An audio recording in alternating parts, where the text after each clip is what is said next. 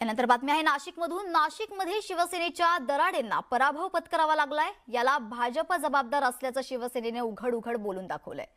तोच आता ठाण्यात भाजपने शिवसेनेच्या विरोधात दंड थोपटले असून जनतेच्या पैशांचा हिशोब भाजपचा आमदार शिवसेनेकडून मागतायत। भाजप आमदार निरंजन डावखरे आणि संजय केळकर यांनी तब्बल 1800 कोटींची ठाणे मनपात झालेल्या कामांचा हिशोब शिवसेनेकडे मागितला आहे। तर त्यामुळे भाजप शिवसेनेत एक नवा वादाला तोंड फुटलंय।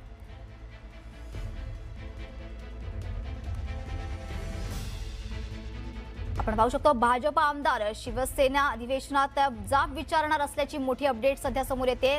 1800 कोटींच्या कामाचा हिशोब यावेळेस मागितला। तर भाजप आणि शिवसेनेत यामुळे पुन्हा एकदा संघर्ष होत असल्याचं समोर येते।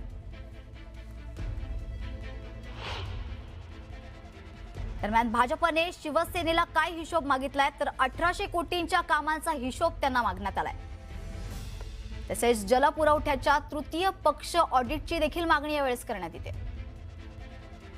120 दिवसांमध्ये श्वेतपत्रिका जाहीर करा अशी देखील मागणी करण्यात येते। 100% स्मार्ट मीटरिंगचा आराखडा देखील मागण्यात येतोय। प्रभागनिहाय पाणी पुरवठा अहवाल जाहीर करा अशी देखील मागणी आहे। तर टँकर व्यवस्थेत GPS, OTP, CCTV लागू करा अशी देखील मागणी करण्यात येते।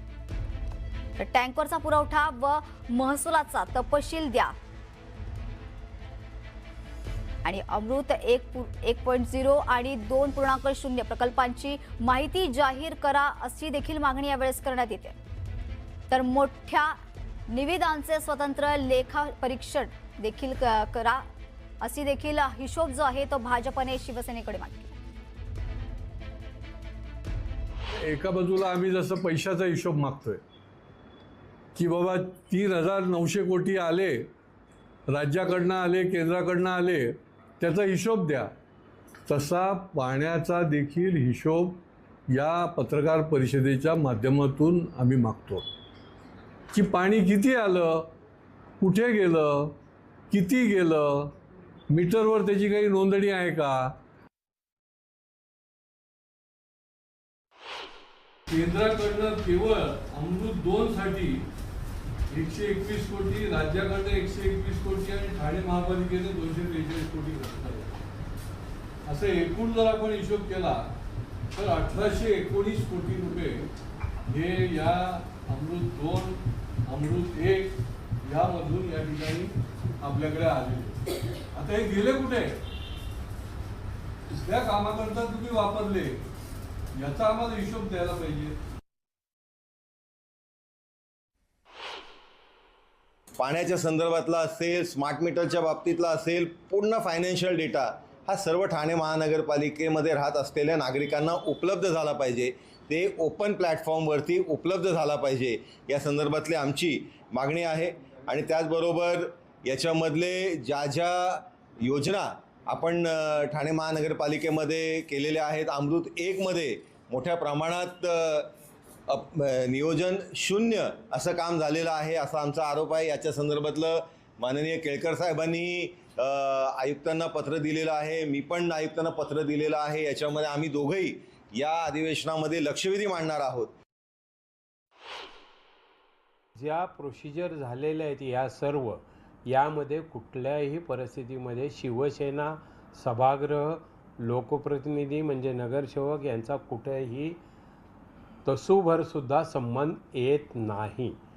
तत्कालीन प्रशासक म्हणून ते राज्य शासनाच्या अखत्यारीत असून राज्य शासन त्याच्यावरती संपूर्णपणे दखल घेतं आणि त्या काळात झालेला हा निधी आहे। अर्धवट माहितीच्या आधारावरती त्यांनी हे सगळं जे काही मांडलं आहे आणि आत्ताच नुकती अमृत 1 आणि अमृत 2ची टेंडर्स ऑनलाईन आहेत, त्याचं टेंडर ओपन होऊन त्याचं काम होण्याची प्रक्रिया सुरू आहे। आमच्याकडे देखील आमच्या वागळे विभागामध्ये त्याची कामं सुरू होतील आता। आणि मला असं वाटतं की आम्ही जनतेच्या न्यायालयामध्ये गेलेलो आहोत, जनतेने आम्ही केलेली कामं ही बघितलेली आहेत। पुन्हा एकदा शिवसेनेवरती विश्वास ठेवत भरघोस असं मतदान शिवसेनेला केलं आणि स्पष्ट बहुमत शिवसेनेला दिलं। त्यामुळे कोण काय बोलतंय, कोण काय बोलतंय, त्यापेक्षा जनतेचं न्यायालय हे सगळ्यात महत्त्वाचं आहे। 100% भाजपने केलेला हा आरोप सगळ्यांना मान्यच असला पाहिजे. आपण मूलभूत सुविधांसाठी या ठाणे नगरपालिकेच्या क्षेत्रामध्ये पाण्याचे काय प्रॉब्लेम्स आहेत, म्हणजे प्रत्येक महासभेला पाणी हा प्रश्न येतोच. पाण्यासाठी आपण काही करू शकलो नाही. कुठला तर अमृत निधीन कसलं काय, भाजपवाल्यांनी मारल्यासारखं करायचं आणि ह्यांनी लागल्यासारखं करणार. दोघांचं साठवलोट आहे. भाजपला जर एवढाच विरोध करायचा होता तर त्यांनी विरोधी बाकावरती सोबत येऊन बसावं ना. एकत्र शेवटी बसलेले आहेत ना महानगरपालिकेमध्ये.